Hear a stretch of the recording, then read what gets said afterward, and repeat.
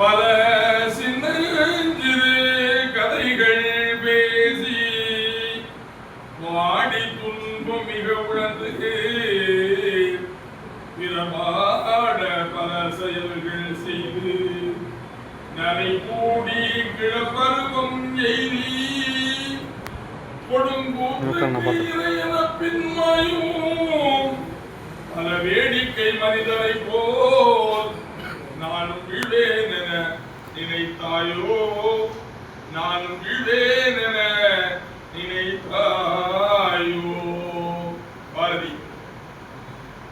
போற்றுதலுக்கும் வரலாற்று சிறப்புக்கும் உரிய செங்கல்பட்டு மாவட்டத்தில் கல்பாக்கம் நகரத்திலே நடைபெற்று இருக்கக்கூடிய முன்னேற்றம் TNPSC இலவச பயிற்சி மையத்தின் சார்பில்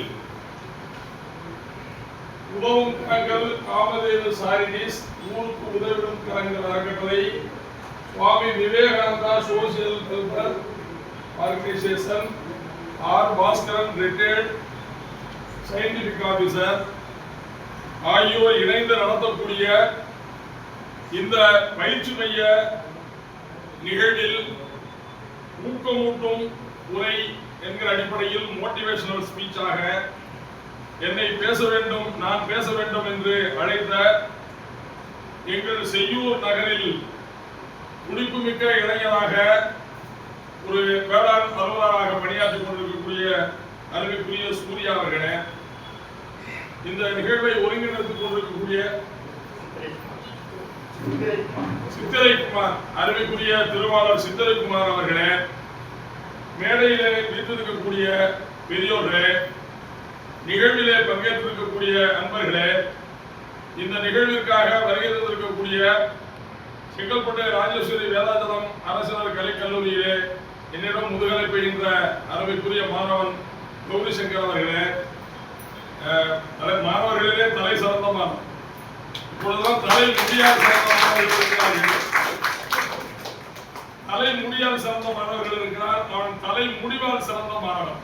தலையில் இருக்கிற முடிவு லட்சிய முடிவு, அப்படி ஒரு முடிவால் சிறந்த மாணவனாக இப்பொழுது அருமைக்குரிய மாணவன் மதுராந்தகம் அக்ஷயா கலைஞர்கள் கல்லூரியிலே பேராசிரியராக வைத்திருக்கிறார். ஈன்ற பொழுதில் பெரிதுவக்கும் தன் மகன் சான்றோன் என கேட்ட தாய் என்பது போல இங்கே இருக்கிற எல்லோரிடமும் நான் யார் என்று சொல்ல வேண்டும் என்றால் கௌரி சங்கருடைய ஆசிரியர் என்பதுதான் இந்த இடத்தில் எனக்கு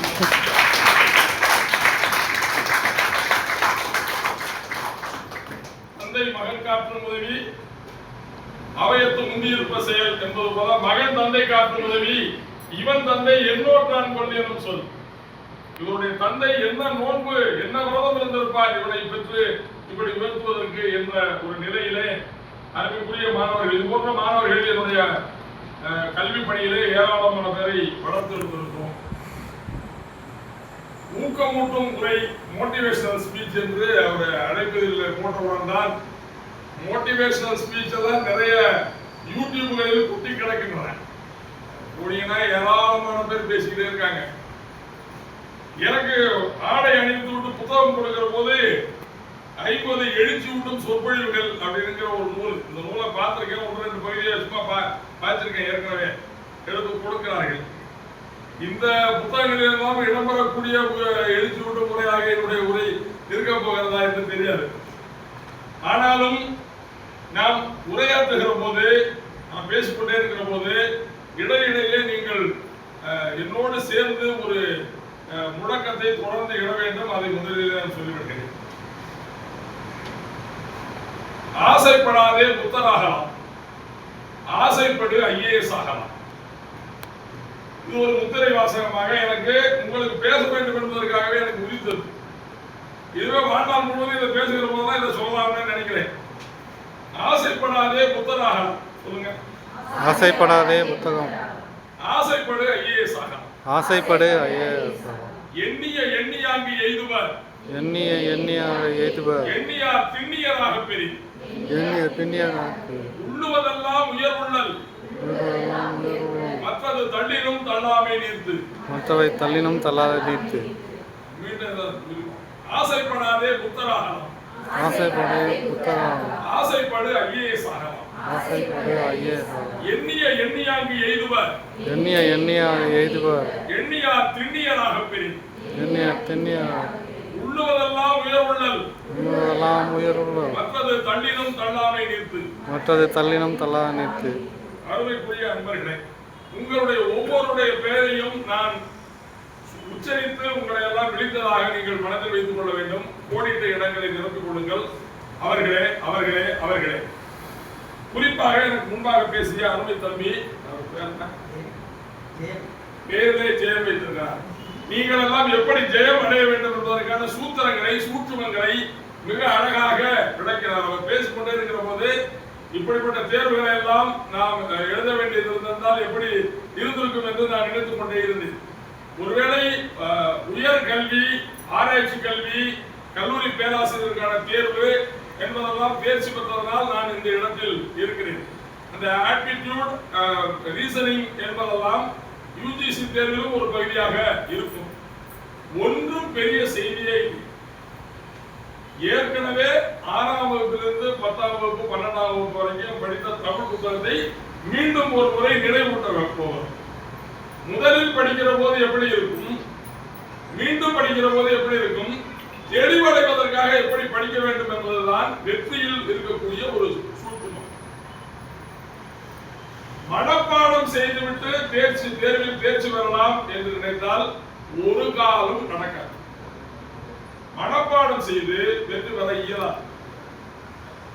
நினைவூட்டி நெஞ்சத்தில் ஊறி ஊறி சிந்தனையில் ஊறி ஊறி எந்த நேரத்தில் நாம் யார் கேட்டாலும் படிச்சென்று பதில் சொல்லக்கூடிய அளவிற்கு நாம் அதுவாக வேண்டும். நாம் அதுவாக வேண்டும் என்றால் எந்தெந்த வினாக்கெல்லாம் எந்தெந்த விடைகள் இருக்கின்றனவோ வினாக்களும் நீங்களே விடைகளும் நீங்களே என்று இருக்க வேண்டும். வினாக்களும் நீங்களே விடைகளும் நீங்களே என்று இருக்கிற போது எந்த நேரத்திலும் எப்படி வேண்டுமானாலும் நம்முடைய விடைகள் வெளிவரும். மனதின் ஆற்றலிலே மிகப்பெரிய ஆற்றல். என்றைக்காவது யாரிடமாவது பேசிக் கொண்டிருக்கிற போது ஏதாவது நினைவு கூர்ந்து என்றைக்காவது ஒரு நாள் ஒரு திருக்குறளையோ அல்லது வேறு ஏதேனுமோ நினைவூட்டுகிற போது எப்பொழுதாவது நமக்கு நாமே நம்முடைய முதுகில் தட்டிக் கொள்ளக்கூடிய அளவிற்கு நமக்கு நினைவு வரும். இது நடந்துச்சு அப்படின்னு. அப்படி எதெல்லாம் நினைவுக்கு வருவதாக நீங்கள் கற்கிறீர்களோ சொல்லுகிறீர்களோ மீண்டும் நினைவூட்டி பார்க்கிறீர்களோ யாரிடமாவது பேசுகிற போது மேற்கோளாக உங்களுக்கு இயல்பாக ஒரு திருக்குறளோ அல்லது ஒரு இலக்கிய பாடலோ அல்லது ஒரு கதையோ ஏதோ ஒன்றோ வருகிறது என்றால் நீங்கள் கல்வி பெற்றிருக்கிறீர்கள் என்று பொருள். 10ஆம் வகுப்பில் தேர்ச்சி பெற்றேன், 12ஆம் வகுப்பில் தேர்ச்சி பெற்றேன், கல்லூரி பட்டப்படிப்பில் தேர்ச்சி பெற்றிருக்கிறேன், டிஎன்பிஎஸ்சியில் தேர்ச்சி பெறுவதற்காக படிக்கிறேன் என்பதற்கும் மற்ற தேர்வுகளில் இதுவரை தேர்ச்சி பெறுவதற்கும் இருக்கக்கூடிய வேறுபாடு உண்மையிலேயே மிகப்பெரிய வேறுபாடு. அந்த வேறுபாட்டை நாம் உணர்ந்து கொள்ள வேண்டும் என்றால் எது படிப்பு எது கல்வி என்று நாம் புரிந்து கொள்ள வேண்டும். படிப்பு அப்படின்னு ஒண்ணு இருக்கு, கல்வி அப்படின்னு ஒண்ணு இருக்கு. இந்த நேரத்தில் அங்க கொஞ்சம் எழுதி உங்களுக்கு காட்டுறது உதவியா இருக்கும்னு நினைக்கிறேன். எது படிப்பு அப்படின்னு முதல்ல புரிஞ்சுக்கணும். நான் பேசுவதிலிருந்து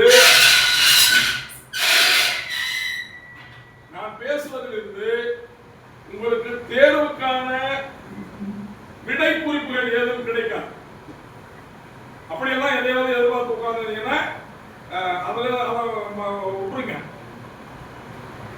இது உங்களுக்கு ஒரு புதிய சிந்தனைகளை, புதிய ஒரு பார்வையை, ஒருவேளை ஏதேனும் ஒரு ஊக்கத்தை கொடுப்பதற்கு இது உதவுமா என்பது குறித்து தான் நீங்கள் யோசிக்க வேண்டும். அதனால ஒரு சிந்தனை பூர்வமான ஒரு அமர்வாக, ஒரு உரையாடலாக இதை வைத்துக் கொள்ளலாம். நான் பேசி முடித்ததற்கு பிறகு நீங்கள் தமிழ் குறித்து, தேர்வு தாழ் குறித்து, தேர்வுகளில் இருக்கக்கூடிய வினாக்கள் குறித்து உங்களுக்கு எழுகிற ஐயங்கள், எது வினைத்தொகை, எது உவமை தொகை, என்ன இந்த மாதிரியான ஒரு இலக்கண நுட்பங்கள், அதனுடைய விளக்கங்கள் வேண்டுமானால் நீங்கள் கேட்டுக்கொள்ளலாம். ஏனென்றால் நேரடியாக வினாவையும் விடையுமை படிக்கிற போது எது என்ன, எதற்காக இப்படி விடை வருகிறது, இதுக்கு உவமை தொகை என்று ஏன் பெயர், இது உண்மை தொகை என்று ஏன் பெயர், இது வினை தொகை என்று ஏன் பெயர் என்று புரிந்து கொள்வதற்கு ஒரு திறவுகோல் தேவை. அந்த திறவுகோல் தான் கல்வி. கல்வி என்பது உண்மையிலேயே ஒரு ஒளி, அவ்வளவுதான். ஒளி ஒளி என்பதுதான் கல்வி. இந்த இடம் அப்படியே இருட்டா இருக்கு. அந்த இடத்துல நம்ம இப்ப மின் விளக்கு, அதுக்கு பேரு விளக்கு தான். விளக்கு அப்படின்னு ஒரு தோன்ற விளக்கு, அது நம்ம சிம்மி விளக்கா இருக்கலாம், குத்து விளக்கா இருக்கலாம், இல்ல மின் விளக்கா இருக்கலாம், எதுவும் இருக்கலாம். விளக்கு என்று விளக்குக்கு ஏன் பெயர் வைத்தது? விளக்கு அப்படின்னா நீங்க என்ன சொல்லுவீங்க? விளக்குக்கு விளக்கு என ஏன் பெயர் வந்தது? எப்படி பெயர் வந்தது? விளக்கு விளக்குங்க. நிறைய குத்து விளக்குகள் தெரியாததே தெரிய வைக்கிறது. விளக்கு இருளை விளக்கி வெளிச்சத்தை காட்டுகிறது.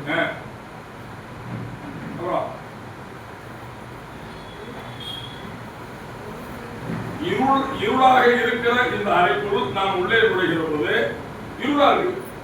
நம்ம வரோம் அப்படின்னு சொன்னா இந்த எந்த இடத்துல பள்ளம் இருக்கு தெரியாது, எந்த இடத்துல என்ன பொருள் இருக்கு தெரியாது. ஒருவேளை பூச்சி பூரா பள்ளி பாம்புக்கு இருக்கா தெரியாது, புதர் இருக்கா தெரியாது, எது என்ன உள்ளுக்குள்ள இருக்குங்கிறதே தெரியாது. விளக்கப்படுவனே தெரியும் எது எங்கெங்க இருக்கிறது, எது என்னென்னமாக இருக்கிறது, எது எப்படி இருக்கிறது, எது எந்த தன்மைகளோடு இருக்கிறது என்று எல்லாவற்றையும் விளக்கி விளக்கி காட்டுவதால் அதன் பெயர் விளக்கு. விளக்கி காட்டுகிறது. இது புதர், இது முள், இது நாற்காலி இருக்கு, இது குறுக்க ஒரு அலமாரி இருக்கு, இந்த இடத்துல பூச்சி இருக்கு, இந்த இடத்துல பள்ளம் இருக்கு, இந்த இடத்துல மேடு இருக்கு என்பதை எல்லாம் நமக்கு நம்முடைய சிந்தனைக்கு விளக்கி காட்டுகிறது. இருளை அது விளக்கி விடுகிறது. அதுவே அது முதலுடைய பணி. இந்த விளக்க இருளை விளக்கிறதுக்கு அப்புறம் தான் அதுக்கு பேரு விளக்கு. இந்த குத்துலாம் சொல்லுவோம், இது விளக்கு இல்லையா? நாங்க சின்ன ஊர் படிக்கும் போது இது குண்டுலா, இது குச்சிலான்னு சொல்லி தருவாங்க. குண்டாங்க. ஆமா, எங்க தொப்பி மாதிரி. எவர் பிரெக்னன்சி நெவர் டெலிவரி. அதான் விளக்கு அப்படின்னு அடிப்பாங்க. சரி, இப்போ படிப்பு.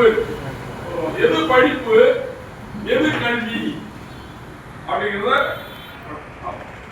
எது படிப்பு. படிப்பு அப்படிங்கிற சொல் இருக்கு இல்லையா? இதுல அடிச்சொல் அப்படின்னு ஒண்ணு உண்டு, வேர் சொல் அப்படின்னு எட்டிமாலஜி என்று சொல்வார்கள். வேர் சொல்லியல், வேர் சொல் ஆராய்ச்சி சொல்வாங்க. அது இதனுடைய வேர் சொல் படி. படி படிங்கிறதுக்கு என்னென்ன பொருள் இருக்கு சொல்லுங்க. வாசப்படி, அளவைப்படி,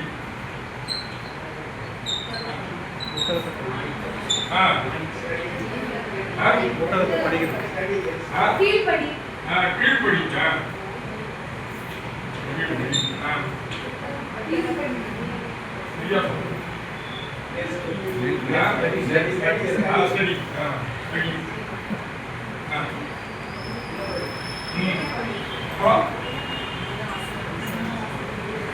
வாசப்படி, ஏணிப்படி,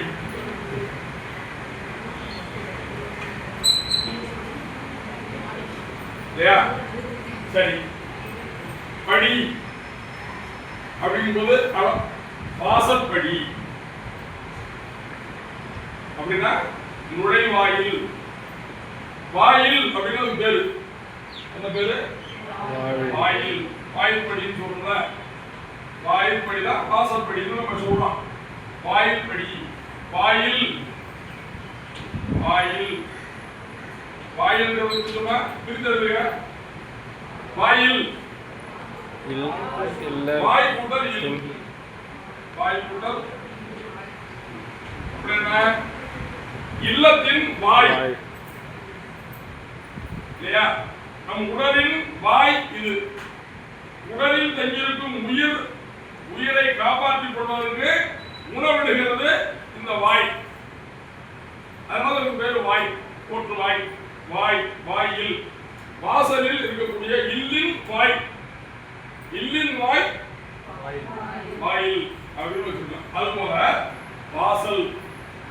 படித்தல் என்பது ஒரு தொடக்கம். படிப்பது என்பது ஒரு தொடக்கம். அளவை படி அப்படின்னு அளக்கிறது, அளக்கிற படி இருக்கு.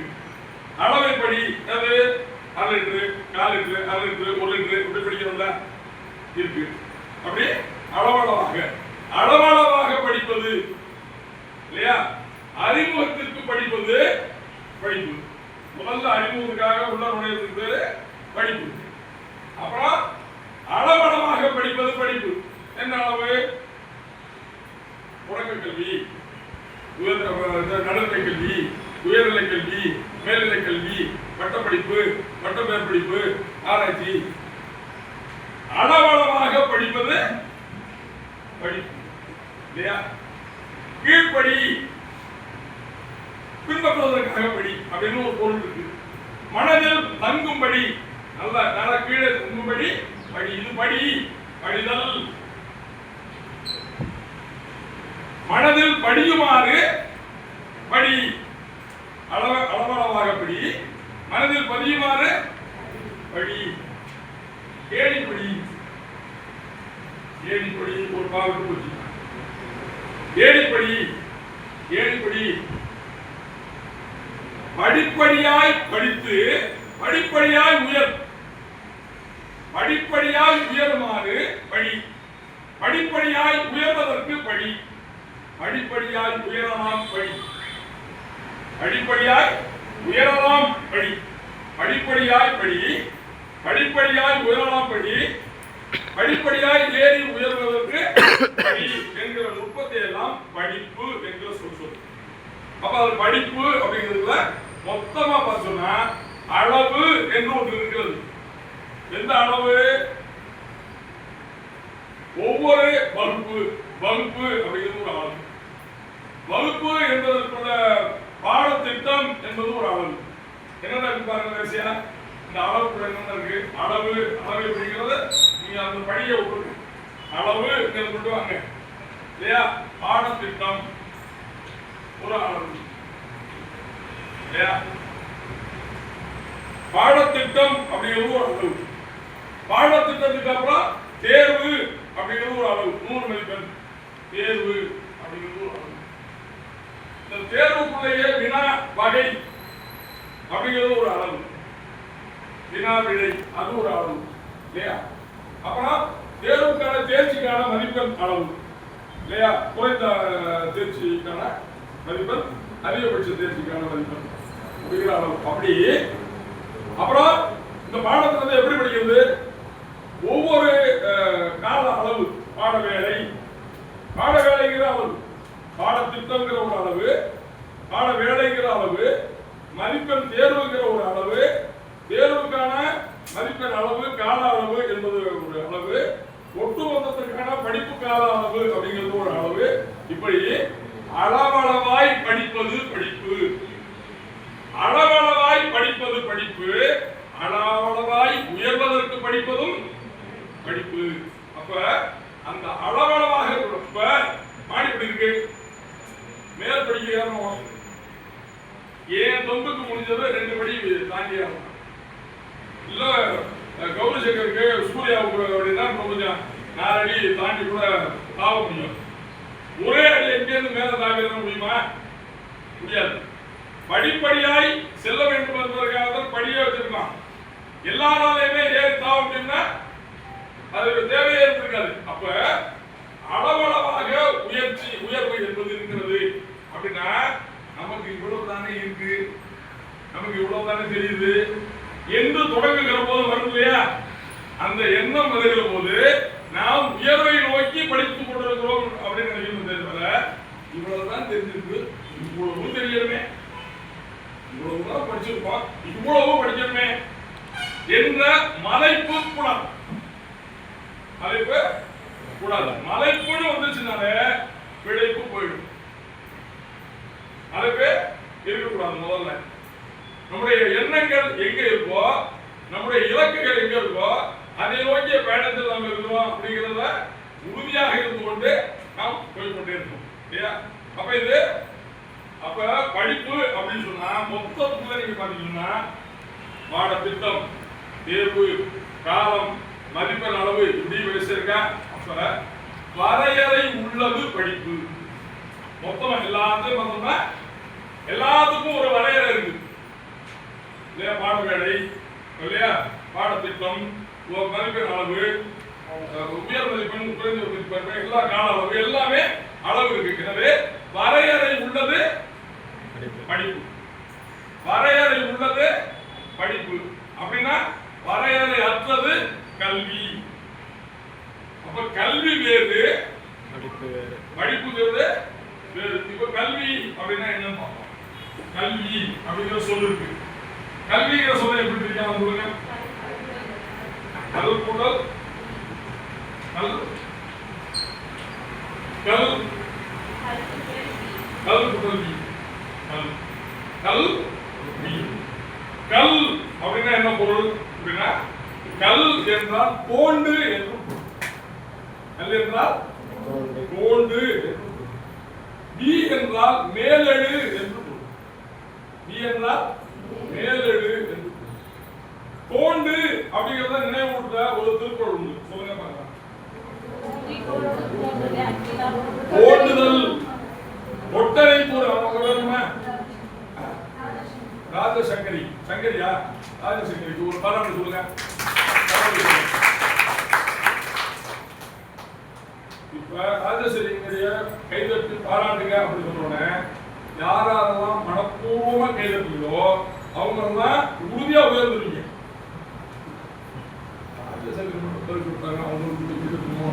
அப்படி கொஞ்சம் ஒரு நிமிடம் யோசிச்சீங்கன்னா நீங்க கொஞ்சம் பின்தங்கிறீங்கன்னு பொருள். யாரெல்லாம் பிறரை பாராட்ட மனம் வந்து பாராட்டுகிறீர்களோ அவர்கள் மீண்டும் பாராட்டப்படுகிற இடத்திற்கு வருவீர்கள். மனப்பூர்வமா கைதட்டலாம், ரொம்ப மகிழ்ச்சியா கைதட்டுவாங்க. கைதட்டை கொஞ்சம் யோசிச்சப்ப இங்க அப்படி இல்லைன்னு நினைக்கிறேன். கைதட்டை யோசிச்சு கைதட்ட பசங்க அவனுக்கு கைதட்டணும்னு சொன்னாங்க. அவனா வைத்திருச்ச கோஷ்டி வைத்திருச்ச கோஷ்டி ஒரு நாளும் போட்டியில் வெற்றி பெறலாம், பொறாமையில் பொறாமை ரெண்டு பக்கம் பொறாமை இருந்தா ரெண்டு பக்கமா அவ்வளவுதான். சரி, இப்ப கல்வி அப்ப கோண்டு தொட்டரை கூறும் மனக்கேணி அறிவு. இப்ப மீண்டும் மீண்டும் அந்த சொன்ன நினைவுபடுத்திக்கோ அந்த வார்த்தையை. ஆசைப்படாதே புத்தராகலாம், ஆசைப்படு ஐஏஎஸ் ஆகலாம். எண்ணிய எண்ணியாக எய்துவ எண்ணியதாக பெரிய உள்ளுவதெல்லாம் உயர்வுள்ளல் மற்றது தள்ளினும் எண்ணிய எண்ணியாக எய்துவ எண்ணியா திண்ணியராக பெரிய. எண்ணிய எண்ணியாக எய்துவ எண்ணியதை எண்ணியவாறே அடைவார்கள். யார்? எண்ணிய எண்ணியத்தில் எண்ணியார் திண்ணியராக பெரிய. எண்ணியார் திண்மை அப்படின்னா உறுதி. நிறைய பேரு திண்ணியராக பெரிய. அது ரெண்டு சொல்லி, இது மூணு சொல்லி உறுதி. திண்ணியராக பெரிய. யாரெல்லாம் தான் எண்ணிய எண்ணத்தில் உறுதியாக இருக்கிறார்களோ அவர்கள் எண்ணியதை எண்ணியவாறே அடைவார்கள். உள்ளுவதெல்லாம் உயர்வுள்ளல். நினைக்கும் போதே பேச நினைக்கிறோம். பெரிதிலும் பெரிதிகள் என்றான் பாரதி. உள்ளுவதெல்லாம் உயர்வுள்ளல்னு வள்ளுவன் சொல்றதான் பாரதி பெரிதிலும் பெரிதிகள் அப்படின்னா. அப்ப நினைக்கும் போதே பேச நினைக்கிறோம். நினைக்கும் போதே எப்படியாவது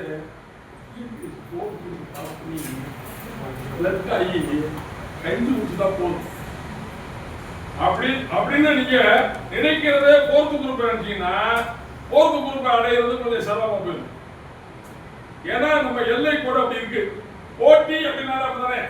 இப்ப ஓட்டப்பந்தயத்துக்கு எல்லாரும் வரிசையா நிக்கிறோம். இந்த பக்கம் 200 பேர் நிக்கலாம், இந்த பக்கம் 200 பேர் நிக்கலாம், வரிசையா நின்றுட்டு இருக்கோம். நின்று நிக்க அப்படி ஓட போறப்ப அப்படி இருந்து இந்த பக்கம் பார்த்து 10 பேர் நிக்கிறாங்க, இப்படி 10 பேர் இங்கிட்டு 10 பேர் நிக்கிறாங்க. நம்ம 21ஆவது நிக்கிறோம். இவ்வளவு பேரை கலந்து ஓடி முடியுமா என்று ஒரு நிமிடம் மலைப்பு வந்துச்சுன்னா போச்சு இல்லையா? தூசி இதெல்லாம் லூசு, இதெல்லாம் லூசு, இதெல்லாம் லூசு. என்ன ஜெயிக்காம இருக்கு இதெல்லாம் அப்படின்னு நீங்க போனாதான் வெற்றி பெற முடியும் இல்லையா? அது ரொம்ப முக்கியம். சரி, தொட்டனை தூரும் மணற்கேணி. தொட்டனை தூரும் மணற்கேணி, தொடுதல் அப்படின்னா தோண்டுதல். தொட்டனை தூரும் மணற்கேணி, மணற்கேணி செஞ்சா தோண்ட தோண்ட நீர் ஊறும். எப்படி நீர் ஊறும்? தோண்ட தோண்ட எப்படி நீர் ஊறும்? முதல்ல எப்படி நீர் ஊறும்? தொட்டனை தூரும் மணற்கேணி, கேணி, கேணி இல்லையா? மணல்ல இருக்கக்கூடிய கேணி, ஆத்துல இருக்கக்கூடிய மணல் கேணி. மணல் அப்படிங்கிற சொல்லு இருக்குல்ல, சொல்லுங்க. மணல், மணல், மணல்னு சொல்லும்போது அந்த சொல்லு எப்படி வருது? மணல், மணல். அப்படியே மணல் வந்து போறோம் கொட்டது மாதிரியே அந்த நாக்கு முழுது இல்ல. இது பிரிங்க. மணல், மண் கூட்டல் அல், மண் கூட்டல் அல். அப்படின்னா மண் அல்லாதது, மண் அல்லாதது மணல், மண் அல்லாதது மணல், மணல் இல்லையா? அப்படின்னா அப்ப மண்ணுனா என்ன? அப்ப மண்ணுனா என்ன அப்படின்னா மண், சொல்லுங்க. மண், மண், மண்ணுன்னு சொல்லும்போது என்ன வாய்ப்பு நடக்குது? மண் நாக்கு போய் மேல போய் ஒட்டுதா? ஒட்டிக்கொண்டே இருப்பது மண். ஒட்டிக்கொண்டே இருக்காதது மணல். ஒட்டிக்கொண்டே இருப்பது மண், ஒட்டிக்கொண்டே இருக்காதது மணல் என்கிற அந்த பொருளின் நுட்பத்தை எது வச்சிருக்கு? நம்முடைய தமிழ் சொல் வச்சிருக்கு. எல்லா சொல்லும் பொருள் குறித்தனவே, எல்லா சொல்லும் அப்படின்னு யார் சொன்னது? தொல்காப்பியர். நல்லா பிடிச்சிருக்காங்க. தொல்காப்பியர் சொல்லியிருக்காங்க எல்லா சொல்லும் பொருள் குறித்தன. பொருள் மட்டுமா? எல்லா ஒலியும் கூட பொருள் குறித்ததுதான். எப்படி வேணும்னா அவங்க வீட்டுக்கார எப்படி அப்படின்னா அந்த ஓசையிலே அது கணக்கு வேஸ்ட் அப்படின்னு புரியுதாங்க. நம்ம சொல்லுக்கு மட்டும் பொருள் இல்லை, ஒலிக்கு கூட பொருள் இருக்கு. இன்னும் கொண்டு சொன்னா செய்கைக்கே பொருள் இருக்கு. அப்படி விட்டாலே இந்த அசைவுக்கு கூட பொருள் இருக்கு இல்லையா? அப்படி இருக்கு. சொல்லுக்கு மட்டும் பொருள் இல்லை, மனிதனுடைய அங்க அசைவுகளுக்கு கூட பொருள் இருக்கு. அப்படியே கொட்டனை தூரும் மணற்கேணி. இப்போ மணல் தான் என்னன்னு புரிஞ்சுக்கிறீங்களா? பலபலம் இருக்கு, அதுக்குள்ள தோண்டி மணல். எப்படி ஊறுது தண்ணி? முதல்ல எப்படி தண்ணி ஊறும்? மணற்கேணி தோன்றும். தோன்றோட மணல் கேணியில தண்ணி எப்படி ஊறும்? எப்படி ஊறும்? எப்படிப்பட்ட தண்ணி மேல வரும்? முதல்ல அழுக்கா இருக்கும். அழுக்கா இருக்குல்ல? அழுக்கா இருக்கணும்னா என்ன செய்வோம்? நம்ம அந்த தண்ணிய இறைச்சி வெளியில ஊத்திடுவோம். ஊத்துறதுக்கு அப்புறம் எப்படி ஊறும்? கொஞ்சம் தெளிவா ஊறும். அப்புறமா அந்த கொஞ்சம் தெளிவு இல்லைன்னா அப்புறம் என்ன செய்வோம்? மறுபடியும் எடுத்து ஊத்திடுவோம். ஊத்துறதுக்கு அப்புறம் தெளிவா ஊறும். இறைக்க இறைக்க நீர் ஊறும், இறைக்க இறைக்க நீர் ஊறும். முதல்ல கலங்களாகும், கலங்கல் நீரை வெளியேற்ற வெளியேற்ற தெளிவான நீர் ஊறும். அதுபோல கொட்டனை தூரும் மணற்கேணி மாந்தற்கு கற்றனை தூரும் அறிவு. தோண்ட தோண்ட நீர் ஊறும். முதல்ல அழுக்கா வரும், கலங்கலா வரும், இறைச்சி ஊத்துறதுக்கு கூட தெளிவா வரும். அதுபோல கற்க கற்க அறிவு ஊறும். அறிவு முதல்ல ஊறும் போது கலங்கலா ஊறும். எப்படி? தெளிவு இல்லாம இருக்கும். இது புரியலையே, இது புரியலையே. முதல்ல கற்கிற போது தெளிவா இருக்காது, புரியாது. அதுக்காக தான் நம்ம மனப்பாடம் பண்றோம்.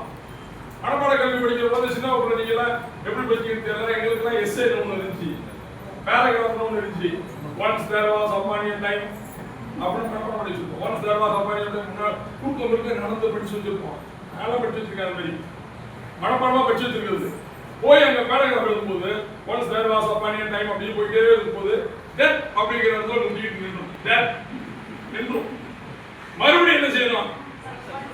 Once there was a money time phone record மறுபடியும் ரீப்ளே பண்ணணும். ரீப்ளே பண்ணி மறுபடியும் டெத்ல இருந்து ஆரம்பிச்சு மறுபடியும் ஸ்டார்ட் ஆகி போயிட்டே இருக்கும். அந்த பக்கம் போயிட்டு ஆஃப் அப்படிங்கிறது ஆஃப் ஆயிடும். அது என்ன காரணம்? மனப்பாட கல்வி. பொருள் புரிஞ்சு பட்டா வேற எதையாவது போட்டு பேசியிருக்கோம் இல்லையா? அப்ப புரிஞ்சுக்கிட்டோம்னா நம்ம எப்படியாவது புரிந்து கொண்டால்தான், புரிந்து கொண்டு படிப்பது, சிந்தித்துக் கொண்டே படிப்பது, ஆராய்ந்து கொண்டே படிப்பது, தெளிவை நோக்கி படிப்பதுதான் கல்வி. நீங்க வெறும் படிப்பாக படிப்பது, படிப்பு என்பது தேர்வு எழுதுவதோடு முடிந்து போய்விடுகிறது. கல்வி என்பது உயிர் உள்ளவரை இருக்கிறது. எதையெல்லாம் நீங்கள் கல்வியாக கற்றீர்களோ அது காலகாலத்துக்கு உங்களுக்கு நினைவு வரும். நீங்க பேசிக்கிட்டே இருக்கும்போது திடீர்னு எப்பாவது ஒரு திருக்குறள் கதை முதல்ல சொன்னல, அது நினைவு வந்துன்னா நீங்க கற்றிருக்கிறீர்கள் என்று பொருள். நினைவுக்கே வரல அப்படின்னு சொன்னா படிப்போட இருக்கிறோம், நின்று போச்சு. அப்ப வரையறை உள்ளது படிப்பு, வரையறை அற்றது கல்வி. அப்ப என்ன செய்யணும் அப்படின்னா, படிக்கிற போது, தேர்வுக்காக நீங்கள் படிக்கிற போது, போட்டி தேர்வுக்காக படிக்கிற போது அதுல என்ன சிந்திச்சு படிக்க முடியும் அப்படின்னு சொன்னா, ஒரு வரலாற்று பகுதியையோ எதையாவது எடுத்து படிக்கிறீங்க அப்படின்னு சொன்னா அதுக்குள்ள வரிசை என்ன நிகழ்ச்சி நடந்திருக்குன்னு என்னென்ன கதை சொல்றோம், என்னென்ன கதை சொல்றான். ஏதாவது ஒரு நடந்துச்சுன்னா அது எட்டு கட்டி என்னென்ன சொல்றான். அது மாதிரி எதையாவது வரலாற்று நிகழ்வுகளையோ எதையாவது நினைவு வைத்துக் கொள்வதற்கு நமக்கு தகுந்தது மாதிரி கற்பனைகளை உருவாக்கி கொண்டு அதை அங்கங்க கதை மாதிரி ஃபிட் பண்ணி வச்சுக்கிட்டோம்னா நமக்கு நினைவில் இருக்கும். அது அவங்கவுங்களா உருவாக்கிக்கணும். இதுக்கு யாரும் உருவாக்கி சொல்லிக்கிட்டு இருக்க முடியாது. நம்பர் வச்சு சொல்றாங்கல்ல, அது வந்து ரீசனிங், அது வேற விஷயம். ஆனா நினைவு வச்சுக்கிறோம் அப்படின்னு சொன்னா கற்பனையில நம்ம படிக்கணும். இப்ப ஒரு திரைப்படம் பார்க்கறது, ஒரு தொலைக்காட்சி தொடர் பார்க்கறது, ஒரு நாவல் படிக்கணும். மூணுக்கு என்ன வேறுபாடு அப்படின்னு சொன்னா, திரைப்படம் பார்க்கணும்னா இயக்குனருடைய கற்பனை, இயக்குனருடைய வடிவமைப்பு, இயக்குனருடைய காட்சி, அதை மட்டும் தான் நம்ம பார்ப்போம். சீரியல் பார்த்தாலும் அப்படிதான் பார்ப்போம். ஆனா நீங்க ஒரு புதுசா ஒரு நாவல் படிச்சு பாருங்க, எழுத்தாளர் எழுதாத வேறு ஒரு கதை தளத்தில் நீங்கள் அந்த கதையை பிடி கொண்டே இருப்பீர்கள். நீங்க உங்க அனுபவத்துக்கு தக்கன அந்த கதை வந்து உட்காரும். உங்க ஊர்ல அந்த கதை நடந்தது மாதிரி இருக்கும், உங்க வீட்டுல நடந்தது மாதிரி இருக்கும், சமயத்துல உங்க வாழ்க்கையில நடந்தது மாதிரி கூட அது வரும். அப்படி அதுதான் கல்வி. இப்ப பாட்டே கேளுங்களேன், ரொம்ப பழைய பாட்டோ புது பாட்டோ, படத்துல காட்சியை பார்க்காத பாட்டு பார்த்தீங்கன்னா உங்களுக்கு கல்யாணம் பண்ணவங்க அப்படின்னு சொன்னா உங்களுக்கு வேற ஒரு மாதிரி அப்படியே உங்க வீட்டுக்காரரோட வந்து டூயட் பாடுற மாதிரி கதை வரும். காட்சி புதுசா வந்துட்டே இருக்கும். இல்லைன்னா இனிமே எப்படிதான் நடக்கும் போது அப்படின்னு கல்யாணம் ஆகிறதுல இருக்கு வரும். ஆனா நேரடியாக காட்சியை பார்த்தோம்னா அந்த ஒரு காட்சி மட்டும்தான். தனியா பாடுற கேட்டோம்னா நம்முடைய கற்பனைக்கு அது உருவாகுது. அப்ப நம்முடைய கற்பனைக்கு உருவாகுது, நம்முடைய சிந்தனைக்கு உருவாகுது, நம்முடைய ஆய்வுக்கு உருவாகுதுதான் கல்வி அப்படிங்கிறத மனசு. சரி, இப்போ மனிதர் வள்ளுவர் சொல்றாரு, மனிதனுக்கு மொத்தம் 10 உடைமைகள் போதும் அப்படிங்கிறார். அறத்துப்பால்ல ஒரு 5 உடைமை, பொருட்பால்ல ஒரு 5 உடைமை, மொத்தம் 10 உடைமை பாடியிருக்கு. உடைமைங்கிற சொல்லோட இருக்கக்கூடிய குறள் அதிகாரம், 10 அதிகாரங்கள்ல உடைமை அப்படின்னு பாடியிருக்க. அந்த 10 அதிகாரங்கள்ல உடைமைன்னு பாடியிருக்கிறதுலயே எது முக்கியமான உடைமை அப்படின்னு சொல்லி ஊக்கமுடைமை அப்படிங்கிற ஒரு அதிகாரத்துல ஒரு குறள்ல சொல்றார். அந்த குறள் நல்லா நினைவு வச்சுக்கோங்க. உள்ளம் உடைமை உடைமை, பொருளுடைமை இல்லாது நீங்கிவிடும். உள்ளம் உடைமை உடைமை, உள்ளத்தில் என்னென்னவெல்லாம் உங்களுக்கு உடைமையாக இருக்கிறதோ அதுதான் உங்களுடைய உண்மையான உடைமை. உள்ளத்தில் அன்பு இருக்கிறதா அன்புடைமை, பண்பு இருக்கிறதா பண்புடைமை, அறிவு இருக்கிறதா அறிவுடைமை, குறை இருக்கிறதா குறைவுடைமை, ஆழ்வினை இருக்கிறதா ஆழ்வினை, நாணம் இருக்கிறதா நாணுடைமை, இன்னும் உடைமை இருக்கு. அப்ப உள்ளம் உடைமை உடைமை, உள்ளத்தில் எதை உடைமையாக வைத்திருக்கிறீர்களோ அதுதான் உங்களுடைய உண்மையான உடைமை. அடுத்தது போடுறாரு பொருளுடைமை. வள்ளுவரை கேள்வி கேட்கிறார், பொருளுடைமைன்னு ஒண்ணு சொல்லுங்க. பொருளுடைமைங்கிற வார்த்தை இருக்கு. பொருளுடைமை, பொருளுடைமை நில்லாது நீங்கிவிடும். இன்னைக்கு இருக்கும் நாளைக்கு இருக்க. இதுக்கு பேரு செல்வம் அப்படின்னு. செல்வம் செல்வம் செல்வம் செல்வம் செல்வம் போயிட்டே இருக்கும். ஒரு இடத்துல தங்க அதுதான் செல்வம்னே பேரு லஜ்ஜா இல்லையா? அப்ப உள்ளம் உடைமை உடைமை பொருளுடைமை நில்லாது நீங்கிவிடும் அப்படின்னா வள்ளுவர் இந்த 10 உடைமைகளிலே எது முக்கியமான உடைமை சொல்றாரு? ஊக்கமுடைமை. ஊக்கமுடைமை இருப்பவர்கள் தான் வெற்றி பெறுவார்கள். ஊக்கமுடைமை இருப்பவர்கள் தான் வெற்றி பெறுவார்கள். ஆக்கம் அவர் வினாய் செல்லும் அசைவிலா ஊக்கம் உடையான் உடை. ஆக்கம் அதர் வினாய் செல்லும். ஆக்கம் இருக்குல்ல, ஆக்கம்னா செல்வம் மட்டும் இல்ல. நீங்கள் வெற்றி பெற வேண்டும் என்று நினைக்கிறீர்களா? இலக்கு வெற்றி அது. நீங்க எதை அடைய வேண்டும் என்று நினைக்கிறீர்களோ அந்த ஆக்கம், அந்த ஆக்கம் அதர் வினாய் செல்லும். வழியை கேட்டுக்கொண்டே வந்து சேரும். யாருக்கு? ஊக்கமுடையவர்கள். ஊக்கமுடையானுடைய யாரிடம் ஊக்கம் இருக்கிறதோ அவருடைய அட்ரஸ் கேட்டு வர. யாருப்பா? நம்மள தம்பி உட்காருங்க. காமேஷ். காமேஷ் வீட்டு நம்பர் சொல்லுங்க. வீட்டு அட்ரஸ் செந்தூர் பௌஞ்சூர். இந்த மாதிரி ஆக்கம் வந்து வழிகாட்டிட்டே வரும். பௌஞ்சூர்ல இருக்கிற காமேஷ் வீடு எது அப்படின்னு கேட்டுட்டே வந்து அவர் வீட்டுக்குள்ள நுழைஞ்சிடும். ஆக்கம் அதர் வினாய் செல்லும் அசைவிலா ஊக்கமுடையானுடைய. பயிற்சியிலே வந்திருக்கிறதுல எல்லாரும் நிறைய பெண்கள் 2 ஆண்கள் தான் நீங்கள் இருக்கிறதுல 3 பேர் தான் ஆண்கள் இருக்கேன். பெண்களால் ஆனது இந்த உலகம், பெண்களால் ஆனதுதான் இந்த உலகம். அதனாலதான் தாய்மொழியிலே பேர் வச்சது.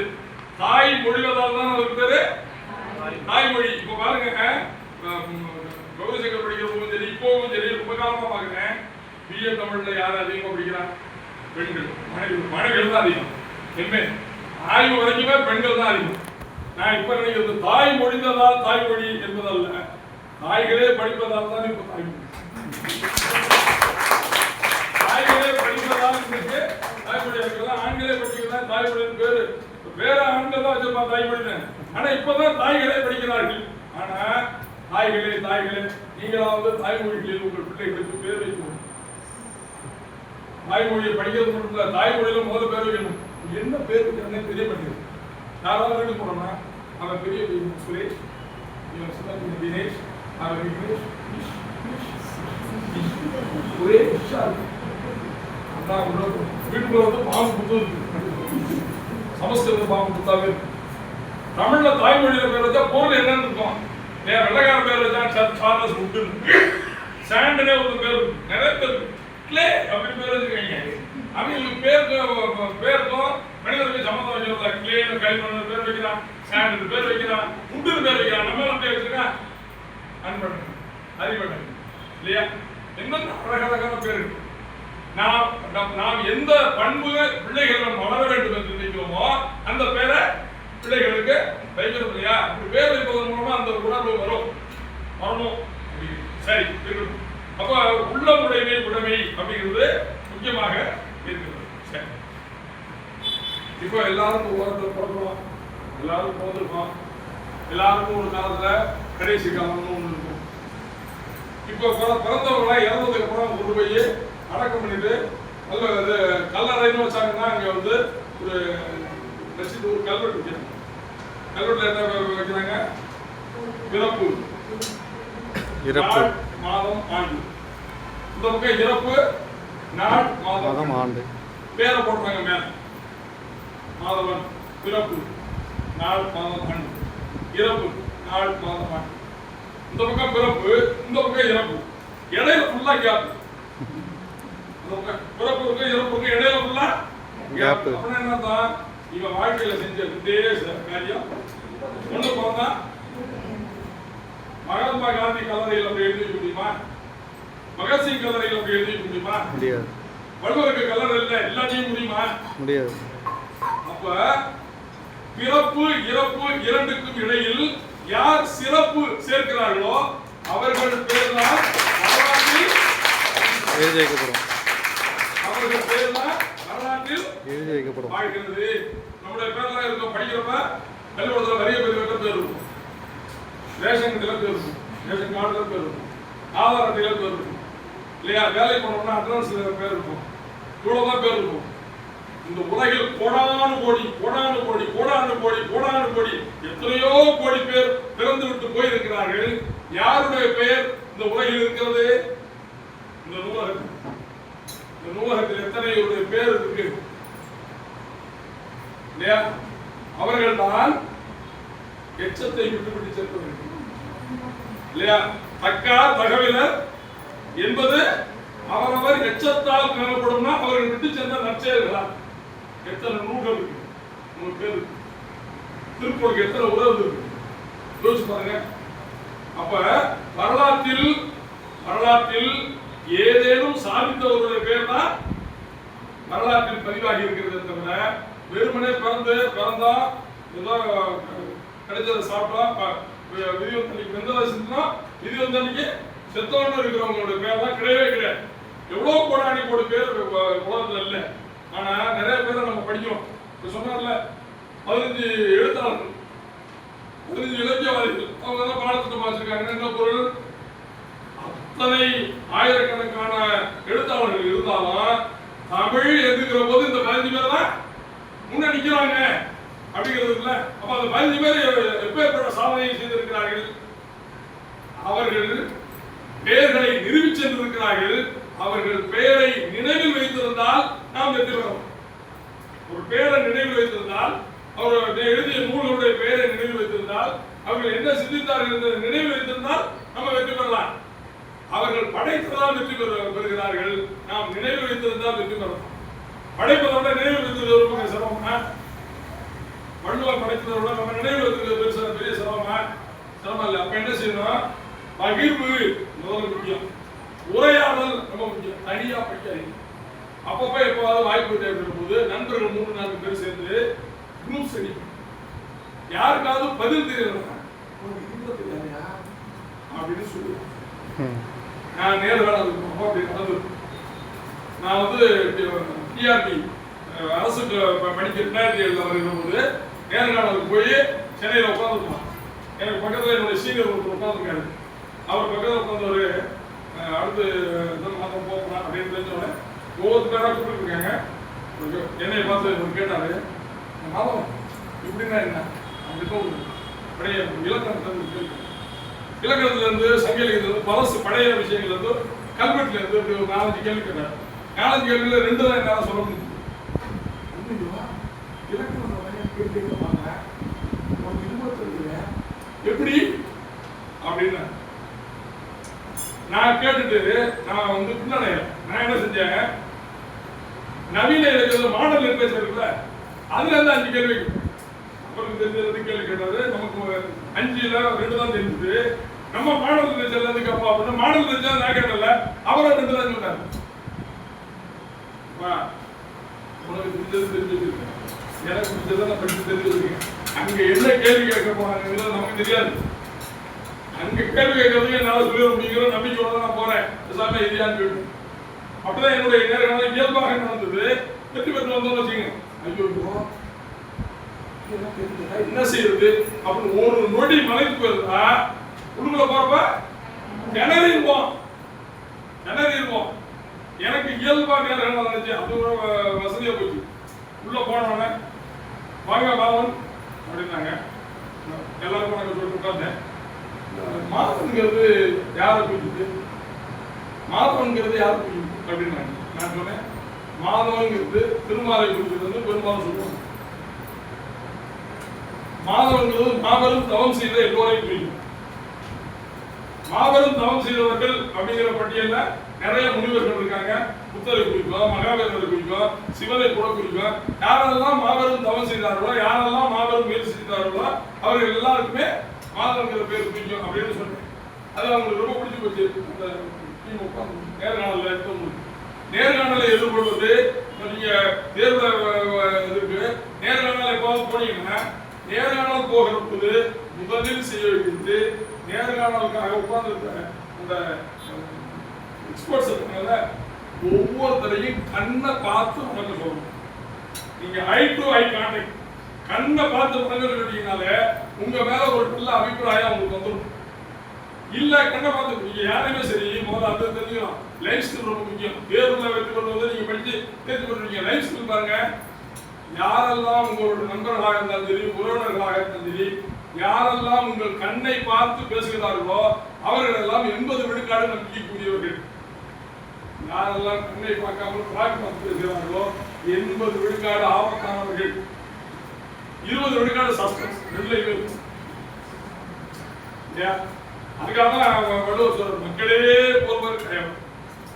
கயவர் கயவர்னு சொல்லி கயவர் எப்பதான் இருப்பான்னு கேட்டா வள்ளுவர் சொல்றாரு மக்களே போல்வர் கயவர். மனுஷன் மாதிரியே தான் இருப்பாங்க. அப்புறம் எப்படி சொல்றது, அப்ப ஏதாவது ஒரு அடையாளம் சொல்லு, மூக்கு கொடுக்கும், முடிவு கொடுக்கும், இப்படி இருக்கும், ஏதாவது செய்கை கொடுக்கும் அப்படின்னு சொன்னா மக்களே போல்வர் கயவர் அவர் என்ன ஒப்பார் யாம் கண்டதில். கயவர் இப்படிதான் இருப்பாங்க அடையாளம் படி சொல்றதுக்கு என்னால முடியலப்பான்னு வள்ளுவரே சொல்லிட்டாரு. அப்ப மனிதர்களை மதிப்பிட வள்ளுவராலே முடியல. அதனால நான் எழுதுறேன் வாழ்வியல் தடமாற்றமும் வள்ளுவரின் தடுமாற்றமும் அப்படின்னு. ஏன்னா மனித மாதிரியே தான் இருக்கா, எல்லாம் கோளாறு பண்றானே, அவரால் முடிவு பண்ண முடியல. அப்ப வள்ளுவர் தடுமா இருக்கார்ல, யாம் மெய்யா கண்டவற்றுள் எனக்கு ஒன்றும் இல்லை வாய்மையின் நல்ல பேர. உலகத்திலேயே நான் மெய்யாவே கண்டதுல இருந்து வாய்மையை தவிர உயர்ந்த உண்மை எதுவுமே கிடையாதுன்னு சொன்னாங்க. யாம் மெய்யா கண்டவற்றுள் சொன்ன உறுதியா சொன்னவருக்கு என்னால சொல்ல முடியலன்றார்ல. அப்ப அவர் தடுமாறிட்டார்ல வள்ளுவர் தடுமாறிட்டார். அப்படி ஒரு நிலை இருக்குது. சரி, இப்போ கல்வி சொல்லிருக்கோம். ஒட்டனை தூரும் மலர்கேணி மாதற்கு கட்டணை தூரும் அறிவு. இப்ப தொடக்கத்தில் படிக்கிற போது அயல்வாகத்தான் இருக்கும், சோம்பலைத்தான் உருவாக்கும், புரியாமையை கூட உருவாக்கும். அது புரியாமை இல்ல, நம்முடைய தெளிவின்மையால் ஏற்படுகிற அயற்சி. அப்ப தெளிவு பெறுவதற்கு நாம் முயற்சி செய்யணுமே தவிர, இப்ப நான் எனக்கு தண்ணி வேணும் அப்படின்னு சொல்லி கொட்டனை தூரம் எனக்கு தோண்டா தண்ணி வரலாம் அப்படின்னா அந்த அப்படி தோண்ட வரல அப்படின்னு தண்ணி எங்க எவ்வளவு வருதோ அவ்வளவு என்ன உங்க பேர்ல போர் போட்டியா எவ்வளவு தண்ணி இருக்கு? 40 அடியில் வந்துச்சு, 30 அடியில் வந்துச்சு. நான் 100 அடி போறேன். அந்தந்த நிலத்திற்கு எவ்வளவு ஆழத்திற்கு போட்டால் நீர் வருமோ அது போல அந்தந்த உலகத்திற்கு எவ்வளவு ஆழமாக கற்றாலோ வெற்றி நிச்சயம். ஆழமாக கற்பது, புரிந்து கொண்டு கற்பது, அது ரொம்ப முக்கியமாக இருக்கிறது அப்படிங்கிறது ரொம்ப முக்கியம். சரி, இப்போ ஒரு புறநானூற்று பாடல் அது மட்டும் நான் சொல்லி உரையை முடிக்கணும். காலம் கண் போன்றது, இந்த காலம் பொன் போன்றது, கடமை கண் போன்றது, கடமை கண் போன்றது. காலம் பொன் போன்றதா? காலம் பொன் போன்றதா? ஆமா சார். நகை பேருந்து மீண்டும் நகை வாங்கிக்கலாம், நொடி போயிடுச்சு. நமக்கு எத்தனை கோடி கொடுத்தாலும் முடியாத. நம்பி சொன்ன மாதிரி புகழனின் உயிரும் கொடுக்குவர், பழியனின் உலகுடன் பெரினும் கொள்ளவர். புகழ் அப்படின்னு சொன்னா உயிரே போனாலும் சரி அதுக்காக ஈடுபடுறேன் அப்படின்னு இருப்பான். பழியனின் உலகே கொடுத்தாலும் நான் பழி செய்ய மாட்டேன்னு நினைச்சான். இந்த இந்த இந்த கோட்பாடு ஒரு அரசனுடைய கோட்பாடாக இருந்தது. அதான் முக்கியம். அது ஒரு அரசன் பாடிய பாடல். அரசர்கள் மிக அற்புதமான பாடல்களை புறநானூற்றிலே பாடி இருக்கிறார்கள். அப்படி ஒரு அரசன் தான் கல்வியை பற்றி பாடி இருக்கிறான். அருமையான பாட்டு. காலம் கண் போன்றதல்ல, காலம் உயிர் போன்றது, போனால் வராது. உயிர் போனால் வரமாட்டு மீண்டும். காலம் உயிர் போன்றது. அப்ப நாம் உயிருக்கு நிகராக காலத்தை போற்றி வெல்ல வேண்டும். காலம் அப்படின்னா என்ன? நீங்க அவர் 15 தடவை பெற்றிருந்தாங்க, பாஸ் பண்ணேன். நம்மளா மாதிரி பேசுவாங்க. அவரே 15 தடவை பண்ணிருக்காரு, நம்ம எப்ப பாஸ் பண்ண போறோமோ அப்படின்னு நினைக்கிறது பயன் இல்லை, ஒண்ணு கிடையாது. நீங்க இதுவரை 10ஆம் வகுப்பு 12ஆம் வகுப்பு தேர்வுல மாநில அளவில் முதல் மதிப்பெண் எடுத்தவர்கள் இதுவரைக்கும் எடுத்தவங்க எங்க இருக்காங்க பாருங்க. எங்க இருக்காங்க தெரியாது. சராசரியாக படித்தவர்கள் தான் புரிந்து கொண்டு படிப்பவர்கள். உயர் மதிப்பெண் எடுக்கணும் மனப்பாடம் 100 100 அதெல்லாம் சும்மா. அப்ப படிச்சவங்க எங்க இருக்காங்கன்னு தெரியல. என்னோடவே நிறைய அருமையா படிச்சவங்க எங்க இருக்காங்கன்னு தெரியல. ஆனா நான் இங்க இருக்கேன். நான் 10th ஃபெயில். +2ல 42 சதவீதம். 10th 42 படிக்கணும். 10th 42 சதவீதம். +2ல 48 சதவீதம். டிகிரியில 52 சதவீதம். எம்ஏல 62 சதவீதம். எம்பில் 75 சதவீதம் டிஸ்டிங்ஷன். பிஹெச்டி வாங்கிட்டேன். அப்படியே படிப்படியாக தான் நான் படிச்சுட்டேன். தொடக்கத்திலேயே பிரைட்டான ஸ்டூடெண்ட் நான் இல்லை. காலம் நமக்கு கற்றுக் கொடுக்கிறது. காலம் தான் நமக்கு கற்றுக் கொடுக்கிறது. அப்படி கல்விங்கிறது எப்படிப்பட்டது அப்படின்னு ஒரு அருமையான புறநானூற்று பாடம். பாண்டியன் ஆரியப்படை கடந்த நெடுஞ்செழி, ஆரியப்படை கடந்த பாண்டிய நெடுஞ்செழியினுடைய பாடம். உற்றுடி உதவியும் உள்பொருள் கொடுத்தும் பித்த நிலை முடியாது கற்றல் நன்று. அந்த காலத்துல ஆசிரம கல்வி இருக்கு. ஆசிரமத்துல ஆசிரியர்களுக்கு ஆச்சாரியர்களுக்கு போய் உதவி செய்து கொண்டு பொருளையும் கொடுத்து கற்றார்கள். அது அன்னைக்கு இருந்தது. பிறப்பு ஓர் அன்ன உடன் வைத்துள்ளும் சிறப்பின் பாலால் தாயும் மனம் தெரியும். பிறப்பு ஓர் அன்ன உடன் வைத்தோருள்ளும் எல்லாம் ஒரே தாய் தான் போச்சு. மூத்த பிள்ளை, நடுப்புள்ள, அடுத்த இளைய பிள்ளை அப்படின்னு. ஆனாலும் சிறப்பின் பாலால் தாயும் மனம் தெரியும். ஒரு பிள்ளைகிட்ட இருக்கு சிறப்பு இருக்கு அப்படின்னு சொன்னா இந்த பிள்ளை தான் பிடிச்சிருக்கா, இந்த பிள்ளை தான் ஒளிர்க்கிறான், இந்த பிள்ளைதான் பேர் வைக்கிறான், இந்த பிள்ளைதான் பிற்காலத்தில் பேர் எடுக்க போறான், உயர போறான் அப்படின்னா அவன் மீது பிள்ளைக்கு தாய்க்கு அன்பு இருக்கும். நோஞ்சான இருக்கிற பிள்ளைக்கு மேல பரிவு இருக்கும். அது தாய் மைங்க இருக்கக்கூடிய பரிவு. ஆனால் யார் மீது அன்பும் மதிப்பும் கூடுதலா இருக்கும், யார் தன்னுடைய வயிற்றுக்கு சிறப்பு சேர்க்க போறாங்க அப்படின்னா அந்த தாய்க்கு அந்த பிள்ளை மேல வைக்கிறது. ஒருபடி பிறந்த பல்லோருள்ளும் மூத்தோன் வருகை என்னாது அவருள் அறிவுடையோனாது அரசும் செல்லும். ஒரு பிறந்த ஒரு குடும்பத்திலே அது ஒரு சமூகத்தில் இருந்த பல பேர்லையும் மூத்தோன் வருகை என்னாது, பெரியவனா இருக்கான், வயசுக்கு கூட பெரியவனா இருக்காங்கிறதுக்காக பெரியவனை கூட்டாது. எப்படி அறிவுடையவனாரு அரசன் செல்லும். அறிவுடையவன் எவனோ அவன் மூத்தவன இளையவன நடுவனாங்கிறத பார்க்காது. அறிவுடையவன் போது அரசும் செல்லும். இப்ப நம்ம எல்லாம் பேசிட்டு இருக்கோம். இது கூட ஒரு இன்ஸ்பெக்டருக்காக ஐயா கலெக்டர் வந்தாங்கன்னா எனக்கு 57 வயசு, நான் பேசிட்டு இருக்கேன். 27 வயசு பையன் அப்படின்னு நான் சொல்றேன். உடனே எல்லாரும் என்ன செய்வோம்? அப்ப அது எங்க எது கொடுக்குறது? அதுக்கு சிறப்பை கல்வி கொடுக்கிறது. மூத்தோர் வருகை என்னாது, மூத்தோர் தான் இருக்கேன் அப்படின்னு நானே கூட இருக்க முடியாது. நானும் செல்வம் அடிக்கணும். கலெக்டர் அப்படிங்கும்போது மாவட்ட ஆட்சியர் மூத்தோர் வருகை என்னாது அவரோட அறிவுடையவரான அரசும் செல்லும். வேற்றுமை தெரிந்த நாற்பாடுள்ளும் அந்தரன் வேளாளன் இல்லையா அடிமை அப்படி இருக்கக்கூடிய பிராமணா வைசியா சந்திரியா சூத்ரா என்று சொல்லப்படுகிற நால்வர்ணத்திலையும் கீழ்பால் ஒருவன் கற்பின் மேற்பால் ஒருவனும் அவன் கண்படுமே. கீழ்பால் ஒருவன் கற்பின், இப்ப நினைச்சு பாரு, அம்பேத்கர் ஒருவன் கற்பின் இந்திய அரசியல் அமைப்பும் அவன் கண்படுமே.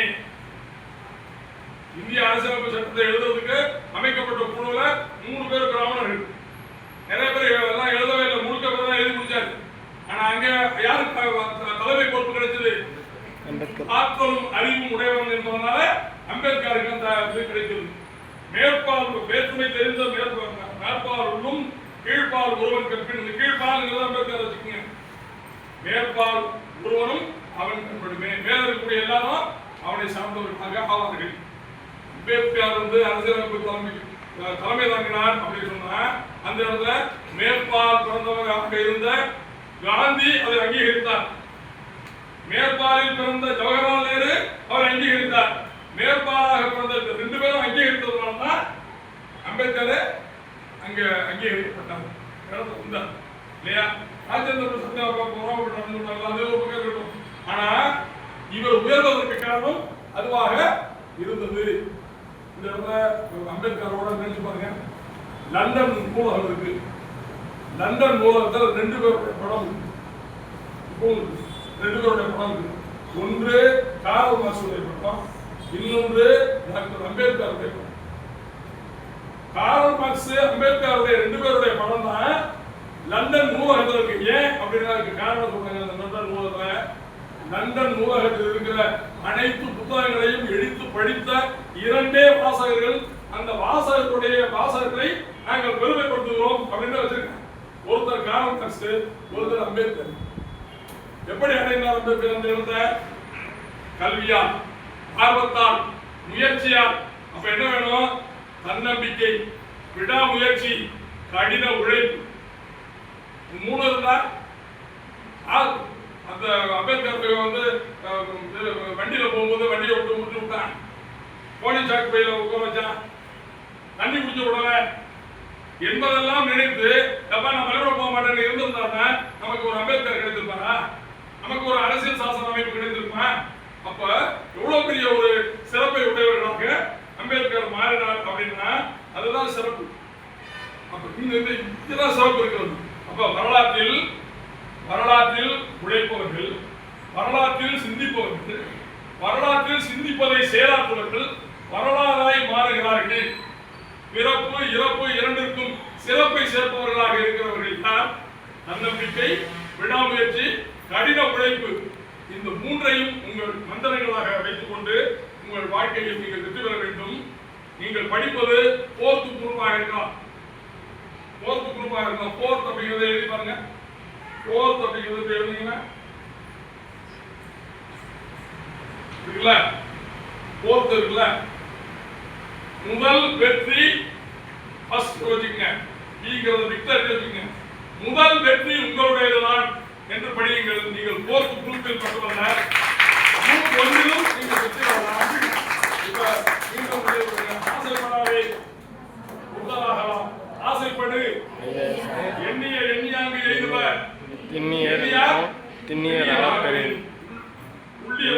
உள்ளுவதெல்லாம் மற்றது தள்ளிலும் தள்ளாமை நிறுத்தி வெற்றி நிச்சயம், வெற்றி நிச்சயம், வெற்றி நிச்சயம், வெற்றி நிச்சயம், வெற்றி எனதே, வெற்றி எனதே, வெற்றி எனதே, வெற்றி எனதே. நன்றி.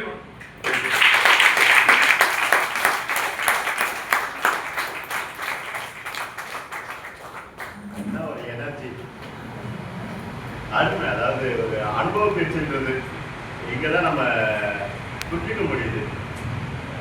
எப்படி நம்ம வாழ்க்கையில் முன்னுக்கு வரலாம், என்ன அவங்க சொன்ன விதம், கொண்டு போன விதம் மிக ரொம்ப ரொம்ப அருமையா இருந்தது. மாணவர்கள் இதை பயன்படுத்திக்கணும். ஐயா சொன்ன மாதிரி தான், ஆசைப்படுங்க, கண்டிப்பா அடையலாம். ஸோ ரொம்ப அருமையான பேசுறேன். மீண்டும் ஒரு முறை நன்றி.